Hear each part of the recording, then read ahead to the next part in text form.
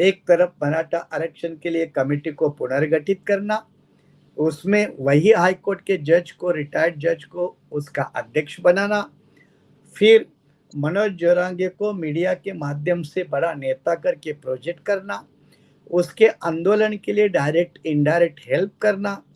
तो ये तीनों से स्पष्ट दर्शाता है कि मराठा आरक्षण का मुद्दा खड़े करने के पीछे भारतीय जनता पार्टी का एक बड़ा योगदान रहा, वर्तमान महाराष्ट्र के महायुति सरकार का एक योगदान रहा कि मराठा आरक्षण एक तो माननीय सर्वोच्च न्यायालय ने 4 मई 2021 रिजेक्ट किया है।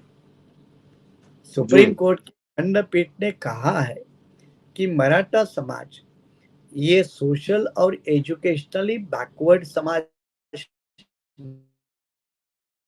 नहीं है। Sector, sugar sector, education sector, land, political sector, ज्यादा एमएलए, एमपी, तो इसमें एक बड़ा भारी मराठा समाज का प्रभुत्व है और इसलिए कोई एंगल से मराठा समाज ये बैकवर्ड नहीं है। प्राइम मिनिस्टर मोदी जी ने तुरंत हथियार डालते हुए झटके में माफी मांगी, लेकिन माफी मांगते हुए भी उनका जो चेहरा और जो स्वर था वो कोई एक पोलाइट लीडरशिप का नहीं था और इसलिए लोगों ने इसको भी थोड़ा बहुत अच्छी ढंग से नहीं लिया और इसलिए छत्रपति शिवाजी की नाम की जो मूर्ति गिरने के जो मामला है ये आने वाले चुनाव में करप्शन के साथ जोड़कर, क्योंकि उसको कितना बजट दिया, उस बजट का कितना इस्तेमाल हुआ, क्या बजट का कुछ हिस्सा और लोगों के लिए कहीं डाइवर्ट तो किया गया क्या? ये महायुति गठबंधन जो महाराष्ट्र में बीजेपी, शिवसेना और अजित पवार की राष्ट्रवादी कांग्रेस पार्टी, इनका जो है, इन्होंने फिलहाल 2 महीने का समय ज्यादा अवेल करके चुनाव एक तरह से टाल दिया है। अब इसमें चुनाव आयोग की जो भूमिका है उसके ऊपर भी सवालिया निशान खड़ा हो सकता है।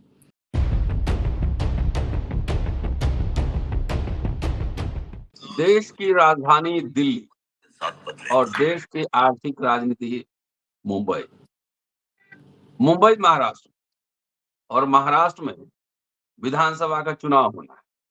अभी तक चुनाव की तारीख की घोषणा नहीं हुई है, विलंब हो रहा है, लेकिन कई मुद्दे हैं जो महाराष्ट्र की पॉलिटिक्स को प्रभावित करेंगे, जैसे गणेश उत्सव, जो महत्व छठ का है बिहार में, उसी तरह का इमोशनल रिश्ता महाराष्ट्र के लोगों का गणेश उत्सव के साथ है।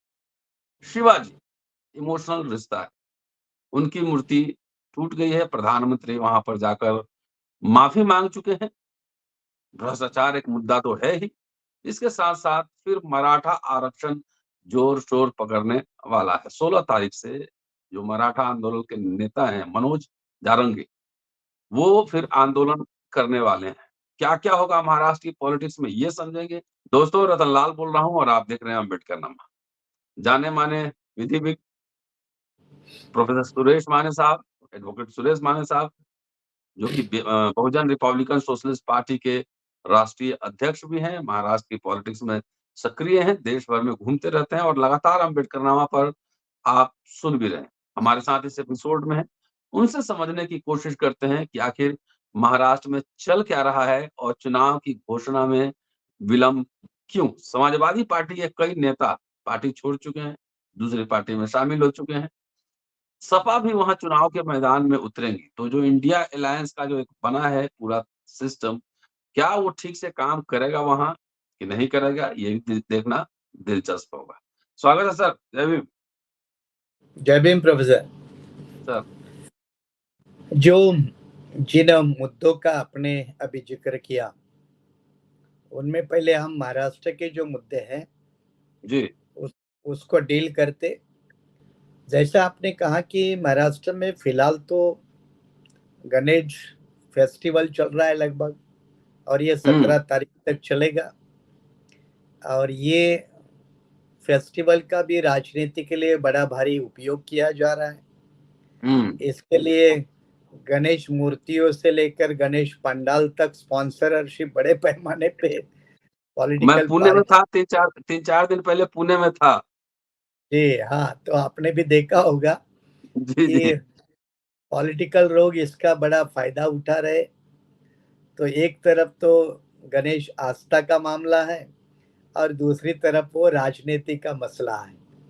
तो राजनीतिक लोग, चाहे कोई भी त्योहार हो, चाहे कांवड़ यात्रा हो, जी। चाहे छठ छठ पूजा हो, चाहे गणेश जी की पूजा हो, तो हुँ, राजनीतिक में जो लोग हैं, राजनीतिक दल है, वो धर्म को यहाँ ज्यादा नहीं तवज्जो देते, बल्कि राजनीतिक नफे नुकसान को तौल कर हर किसी में अपना अपना शरीक होकर योगदान देते हैं। ये हुँ। महाराष्ट्र में बड़े पैमाने पे असेंबली का चुनाव ड्यू है, लेकिन महाराष्ट्र का असेंबली का चुनाव अभी तक डिक्लेयर नहीं हुआ। हुँ, नॉर्मली पिछले टाइम वो हरियाणा के साथ हुआ था, लेकिन इस बार हरियाणा को आगे रखा, महाराष्ट्र को पीछे रखा। इसकी एक वजह है। वजह यह है कि लोकसभा चुनाव के जो नतीजे आए, हुँ, उससे भाजपा गठबंधन जो महाराष्ट्र में है, खास करके उसको महायुति गठबंधन बोलते हैं, हुँ, ये महायुति गठबंधन को एक करारा झटका लगा था लोकसभा चुनाव में। उन्होंने उम्मीद की थी कि महाराष्ट्र में 48 सीटों में से 40 से ज्यादा सीटें ले लेंगे, लेकिन उनको 17 सीटों के ऊपर संतोष करना पड़ा। तो इसलिए महायुति बड़ी सदमे में पहुंची। महायुति को ज्यादा सीटें नहीं मिली और इसलिए महायुति गठबंधन जो महाराष्ट्र में बीजेपी, शिवसेना और अजित पवार की राष्ट्रवादी कांग्रेस पार्टी, इनका जो है, इन्होंने फिलहाल 2 महीने का समय ज्यादा हुँ, अवेल करके चुनाव एक तरह से टाल दिया है। अब इसमें चुनाव आयोग की जो भूमिका है, उसके ऊपर भी सवालिया निशान खड़ा हो सकता है। कुछ लोगों ने किया भी, कुछ राजनीतिक दलों ने भी किया और यह सच्चाई है। लेकिन ये 2 महीने में महायुति गठबंधन को फिर से संवरने का, अपनी मजबूती बनाने का, उसके लिए कई जनता को लुभावन वाली योजनाएं, जैसे यहाँ एक लाडली बहना नाम की योजना शुरू की है, तो ऐसे कई पैसे बँट रहे योजनाएं। हैं, पैसे हाँ, बँट रहे हैं। मध्य प्रदेश जी। के धरती पर जो बीपीएल मतलब बिलो पॉवर्टी लाइन महिलाएं हैं, उनको हर महीने में 1500 रुपए दिया जा रहा है। तो इस हुँ, तरह से महायुति गठबंधन अपनी खोई हुई जमीन तलाशने में लगी है, वापस लेने में लगी है। अब लगी तो थी, लेकिन यकायक शिवाजी महाराज इनके ऊपर नाराज हो गए। हुँ, ये महाराष्ट्र की जो बड़ी घटना हुई कि लगभग 8-9 महीने पहले छत्रपति शिवाजी महाराज की एक बड़ी प्रतिमा, जिसको हम स्टैचू कहते हैं, हुँ, वो कोकण इलाके में मोदी जी के हाथों में ही उसका उद्घाटन हुआ था। और वो एकाएक, अभी जो हवा, थोड़ी बहुत बरसात का माहौल रहता है उधर, तो हुँ, उसमें वो प्रतिमा का गिर जाना 8 महीने के अंदर, तो इसको लेकर भी महाराष्ट्र में भी जो शिवाजी महाराज को मानने वाले लोग हैं, बड़े पैमाने पे है, उनको हुँ, इसको लेकर एक बहुत बड़ा दुख है, एहसास है, गुस्सा भी है। और इससे लगभग 8 महीने पहले बनाया हुआ भव्य पुतला गिर जाता है, तो एक करप्शन के मुद्दे को भी इससे हवा दी है। और इसलिए छत्रपति शिवाजी महाराज का जब मुद्दा, मूर्ति गिरने का जब मुद्दा बड़े पैमाने पे महाराष्ट्र में राजनीतिक बनने लगा, तो भारतीय जनता पार्टी के नेताओं ने, राज्य के नेताओं ने इससे संभलने की बहुत कोशिश की कि इसको राजनीति नहीं होनी चाहिए, पुतला है, साइक्लोन आया था इसलिए गिरा होगा, तो इसके राजनीति नहीं होनी चाहिए। लेकिन इनके ये स्पष्टीकरण के बावजूद कोई राजनीति का दौर थमा नहीं और उसी के बीच में प्राइम मिनिस्टर मोदी जी को महाराष्ट्र में आना पड़ा। तो जब वो महाराष्ट्र में आए तो उनको शुरू से ही शिवाजी महाराज का पुतला जो गिर गया, स्टैचू जो गिर गया, उसको लेकर उनको माफी मांगनी पड़ी। ये एक तरह से बड़ी नामुश्किल उनके ऊपर खड़ी हो गई, क्योंकि छत्रपति शिवराय के नाम पे महाराष्ट्र में राजनीति एक संवेदनशील है, एक बड़े पैमाने पर लोगों को प्रभावित करती है, और अपोजिशन शिवसेना, कांग्रेस, राष्ट्रवादी इसका फायदा उठाएंगे। इन तमाम जी। बातों को ध्यान में रखकर प्राइम मिनिस्टर मोदी जी ने तुरंत हथियार डालते हुए झटके में माफी मांगी। लेकिन माफी मांगते हुए भी उनका जो चेहरा और जो स्वर था वो कोई एक पोलाइट लीडरशिप का नहीं था, और अच्छा। इसलिए लोगों ने इसको भी थोड़ा बहुत अच्छी ढंग से नहीं लिया, और इसलिए छत्रपति शिवाजी की नाम की जो मूर्ति गिरने के जो मामला है, ये आने वाले चुनाव में करप्शन के साथ जोड़कर, क्योंकि उसको कितना बजट दिया, उस बजट का कितना इस्तेमाल हुआ, क्या बजट का कुछ हिस्सा और लोगों के लिए कहीं डाइवर्ट तो किया गया क्या? फिर मूर्तिकार एक आपटे नाम का 24-25 साल का लड़का है, उसको कोई एक्सपीरियंस नहीं है, कोई बड़े शिल्प बनाने का, स्टैचू बनाने का उसको एक्सपीरियंस नहीं था। और नॉर्मली ऐसा स्टैचू बनाने के लिए कम से कम मिनिमम 6 महीना नहीं तो साल 2 साल लगते हैं, लेकिन इसने कम समय के अंदर कोई अनुभव नहीं था, फिर भी इस बंदे को काम दिया।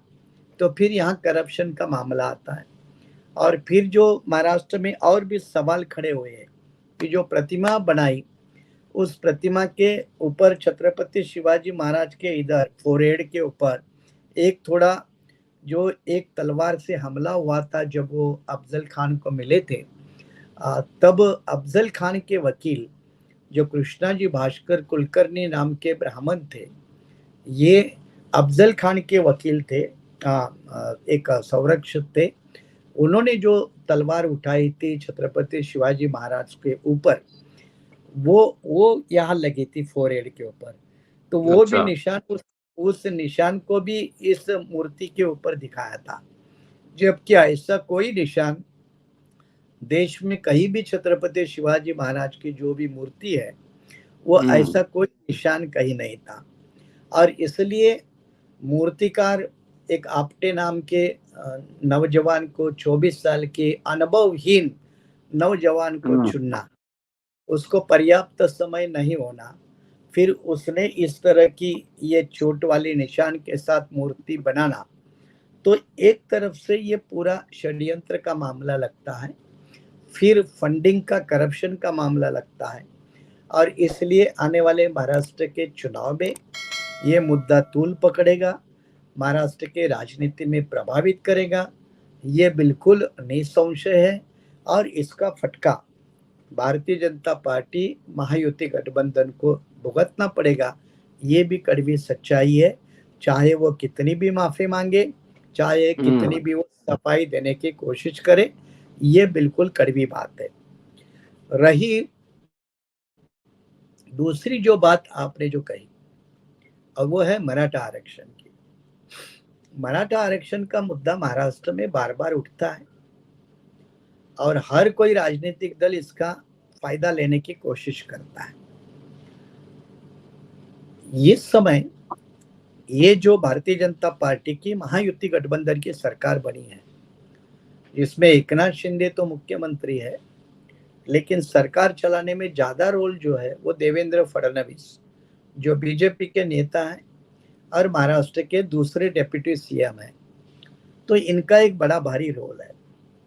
एक्चुअली जिसका नाम आपने लिया कि मराठा आरक्षण आंदोलन को चलाने वाला कौन है, तो एक मनोज जरांगे नाम का एक व्यक्ति है। अब इस व्यक्ति की साल 1.5 साल पहले महाराष्ट्र में कोई बड़ी पहचान नहीं थी, उनके जिले के बाहर भी कोई नहीं जानता था, लेकिन यकायक ये नेता कैसा बना, इसको इतना नेम और फेम कैसा मिला? नेचुरली इसको अगर आप एनालाइज करें तो वो बीजेपी ने दिया हुआ मुद्दा है। बीजेपी ने दिया हुआ नेता है।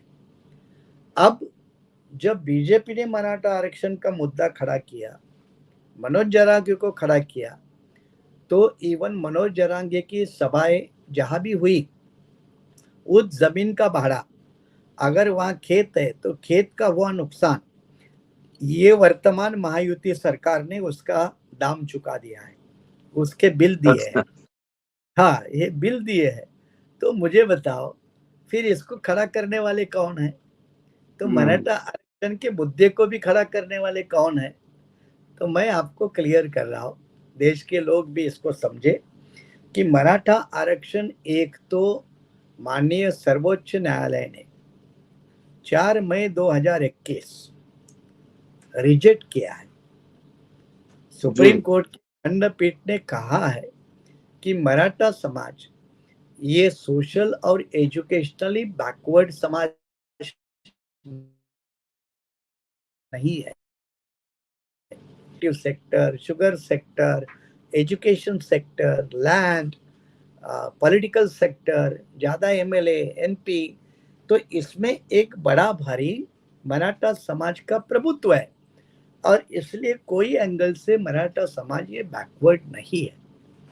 ये जब 4 मई 2021 का सुप्रीम कोर्ट का फैसला है, तो इसके बाद महाराष्ट्र में नया कमीशन जो बिठाया, वो भी इसी भारतीय जनता पार्टी के सरकार ने बिठाया।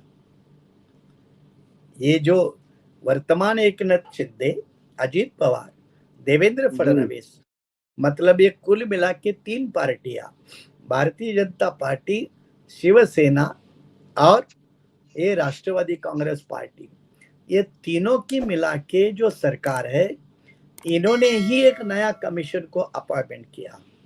उसका नाम है जस्टिस शुक्रे कमीशन। शुक्रे हाल ही में मुंबई हाईकोर्ट के जजशिप से रिटायर हुए थे। मुझे जी। नहीं लगता कि रिटायर होने के बाद उनको 2 महीने की भी फुर्सत मिली। तुरंत उनको महाराष्ट्र सरकार ने आनन फानन में मराठा आरक्षण की एक कमेटी इसको गठित करके उसका दायित्व सौंपा। और यही जस्टिस शुक्रे, जब ये मनोज जरांगे पहली बार जालना में, जो मराठवाड़ा में है, अनशन के लिए बैठे थे, तब जी। अनशन छोड़ो ये मनाने के लिए, अनशन छोड़ो ये मनाने के लिए यही रिटायर्ड जज जस्टिस शुक्रे मिस्टर जरांगे को मनाने के लिए गए थे। तो जब जी। वही आदमी मराठा आरक्षण के लिए बनी कमेटी का अध्यक्ष बनता है, तो आप समझिए, एक तरफ मराठा आरक्षण के लिए कमेटी को पुनर्गठित करना, उसमें वही हाईकोर्ट के जज को, रिटायर्ड जज को उसका अध्यक्ष बनाना, फिर मनोज जरांगे को मीडिया के माध्यम से बड़ा नेता करके प्रोजेक्ट करना, उसके आंदोलन के लिए डायरेक्ट इनडायरेक्ट हेल्प करना। तो ये तीनों से स्पष्ट दर्शाता है कि मराठा आरक्षण का मुद्दा खड़े करने के पीछे भारतीय जनता पार्टी का एक बड़ा योगदान रहा, वर्तमान महाराष्ट्र के महायुति सरकार का एक योगदान रहा।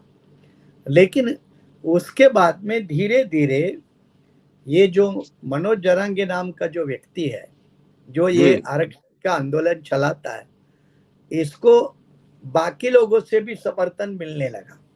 उसमें प्रकाश अंबेडकर से लेकर शरद पवार तक ये भी अपनी राजनीतिक रोटियां सेकने में लगी। लेकिन अंदर की बात यह है कि मनोज जरांगे जिस जिले से आता है, वो जालना जिला मराठवाड़ा के है, और उस जिले में जो राष्ट्रवादी कांग्रेस पार्टी के नेता टोपे नाम के हैं, वो जी। बेसिकली इस आंदोलन के लिए मनोज जरांगे को ऑपरेट करते हैं। तो एक तरफ ये जो मैं कह रहा हूं कि जरांगे मराठा आरक्षण के लिए उपोषण के लिए बैठे, तब प्रकाश अंबेडकर जैसे भी लोग जो उनको जाके मिले, शरद पवार भी खुद एक दिन जाके मिल के आए। तो मराठा आरक्षण ये इशू महाराष्ट्र के राजनीति में वोट देने के लिए जिंदा रखना, ये कई लोगों की मजबूरी है। कुछ नेताओं को, कुछ पार्टियों को लगता है कि हम अगर जिंदा रहेंगे, हमारी पार्टी जिंदा रहनी चाहिए, पार्टी को ज्यादा सीटें मिलनी चाहिए, तो मराठा आरक्षण का मुद्दा महाराष्ट्र विधानसभा चुनाव के पहले किसी कीमत पर वो खत्म नहीं होना चाहिए। इस कोशिश में मेजॉरिटी ऑफ पार्टियां महाराष्ट्र में लगी है। लेकिन मैं क्लियर करना चाहता हूं कि मराठा वोट बैंक मिलती किसको है। मराठा वोट बैंक जहां जहां मराठा उम्मीदवार होते हैं वहां मिलती है। इसलिए पिछले लोकसभा चुनाव में लगभग 26 आउट ऑफ 48 ये 26 MP मराठा जाति से चुन के आए, अलग अलग दलों से। तो मराठा पॉलिटिक्स कैसी होती है कि वो पार्टी बेस नहीं है, वो कास्ट बेस है। आइडियोलॉजी का तो भूल जाओ, आइडियोलॉजी को तो भूल जाओ। मराठा आदमी है ना, फिर शरद पवार के पार्टी में है, फिर वो उद्धव ठाकरे के पार्टी में है, फिर वो बीजेपी में है, फिर वो अजित पवार के पार्टी में है, तो चलेगा तो चलेगा। लेकिन वो जाति से मराठा होना चाहिए। तो मैं आपको यहाँ एक महत्वपूर्ण जो मुद्दा बता रहा हूं कि हमारे लोगों ने, दलित, आदिवासी, मुस्लिम, इन्होंने 100% वोट डाले इंडिया ब्लॉक के लिए, महाविकास आघाड़ी के। लेकिन उसका भी फायदा मराठा उम्मीदवारों को मिला, जो मराठा उम्मीदवार इंडिया ब्लॉक के थे, महाविकास आघाड़ी के थे, तो उनको मिला। मैं बीड़ का उदाहरण देता हूं। बीड़ में सारे दलितों ने, सारे मुस्लिमों ने कांग्रेस प्रणीत, कांग्रेस लेड गठबंधन को वोट दिया। वहां का उम्मीदवार मराठा जीता, वहां का मराठा उम्मीदवार जीता। हारी बीजेपी गोपीनाथ मुंडे की लड़की, मतलब बीजेपी का ओबीसी कैंडिडेट हार गया, जीता इंडिया गठबंधन का मराठा। और वो जीता हुआ उम्मीदवार, उसने पार्लियामेंट में शपथ लेते वक्त वो जरांगे के नाम से शपथ ली, जो मराठा आरक्षण के लिए काम कर रहा है या आंदोलन कर रहा है, उसके नाम से शपथ ली। मतलब चुनकर देने वाले दलित, चुनकर देने वाले मुसलमान, और जीता कौन? मराठा। शपथ किसके नाम? मराठी के नाम। तो ये भी एक मराठा महाविकास आघाड़ी के अंदर वाला जो कास्ट डोमिनेंसी का फैक्टर है, जो कॉन्ट्रडिक्शन फैक्टर है, उसको हम आसानी से नजरअंदाज नहीं कर सकते। और इसी को लेकर महाराष्ट्र में 288 असेंबली है, तो 288 में लगभग 100-150 मराठा समाज के उम्मीदवार होते हैं, जीतने वाले विधायक होते हैं। हाँ, विधायक होते हैं।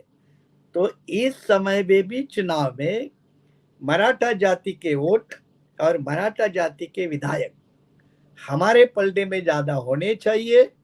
इसलिए अभी कांग्रेस पार्टी का पूर्व मुख्यमंत्री एक चौहान नाम के है, चौहान महाराष्ट्र के है, वो पूर्व मुख्यमंत्री है, वो भी जाके जरांगे को मिल के आए।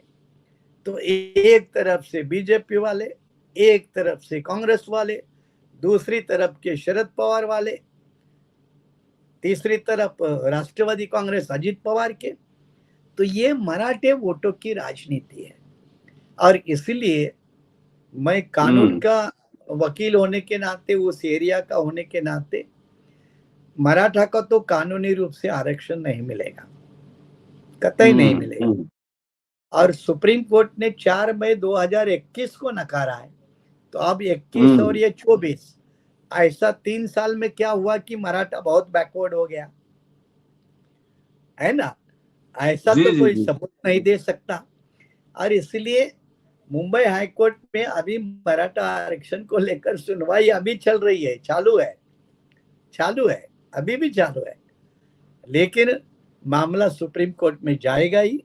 अगर यहाँ मराठा आरक्षण मिला तो भी विरोधी लोग सुप्रीम कोर्ट में जाएंगे, यहाँ सरकार हारी तो सरकार सुप्रीम कोर्ट में जाएगी। नतीजा, ये मामला महाराष्ट्र के विधानसभा चुनाव होने तक बिल्कुल जिंदा रखा जाएगा।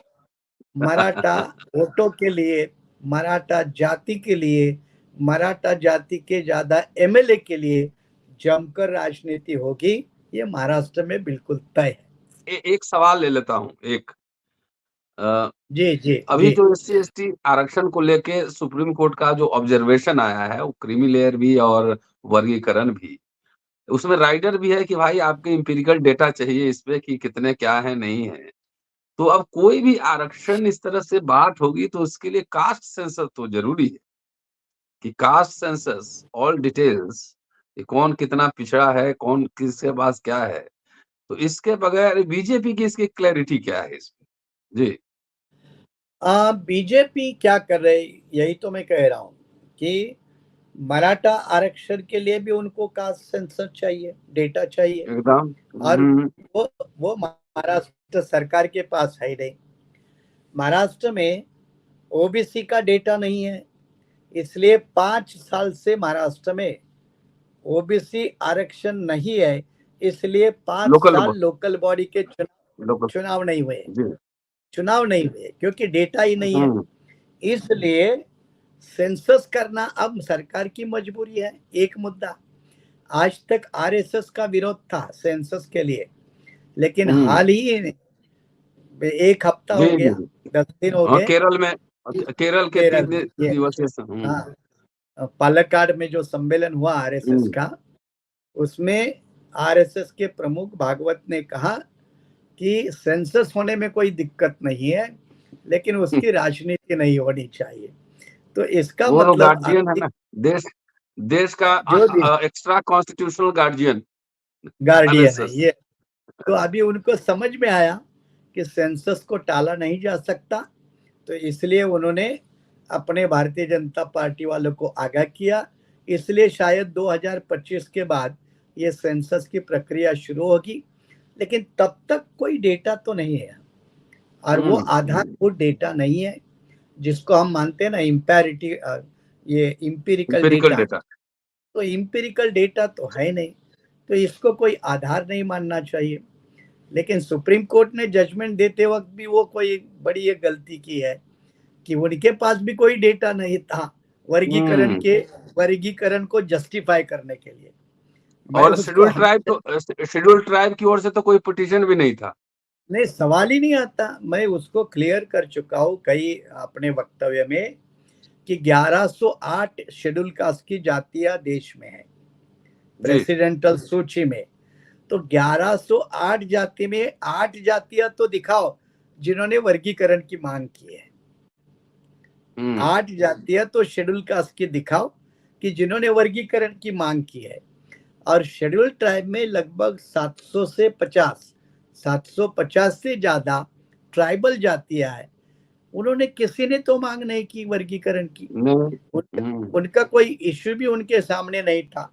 नहीं तो था। इस मामले में कोई इंपेरिकल डेटा ना सुप्रीम कोर्ट ने मांगा, ना सुप्रीम कोर्ट के सामने था वर्गीकरण के समर्थन के लिए।